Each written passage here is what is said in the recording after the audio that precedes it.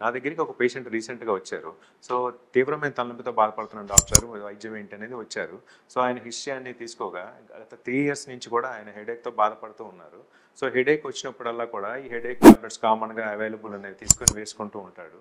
So, అలా వేసుకున్నప్పుడు pain అనేది టెంపరరీగా రిలీఫ్ అనేది వస్తుంది. మరలా హెడేక్ అనేది కంటిన్యూ అవుతా ఉందన్నమాట. సో, ఆయన నా దగ్గరికొచ్చినప్పుడు మనం క్లినికల్ హిస్టరీ అవన్నీ తీసుకుంటే ఆయన మైగ్రేన్ పెయిన్‌తో బాధపడుతున్నాడు. సో, మైగ్రేన్ పెయిన్‌కి ఇట్లాంటి పెయిన్ కిల్లర్స్ అన్ని సంవత్సరాలు వాడాల్సిన పనైతే లేదు.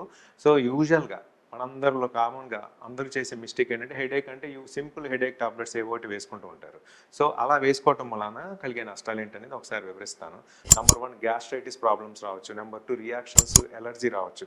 నంబర్ 3 కిడ్నీ డ్యామేజ్ కూడా జరిగే అవకాశం ఉంటుంది. అందరూ కూడా గుర్తుపెట్టుకోవాల్సిన విషయం ఏంటంటే, ఈ అనాలిసిక్స్ లేదా పెయిన్ కిల్లర్స్ చాలా రోజుల తరబడి మీ ఇష్టం వచ్చినట్టు అలా వాడకూడదండి. అలా వాడితే చాలా ప్రాబ్లమ్స్ అనేది వచ్చే అవకాశం ఉంటుంది.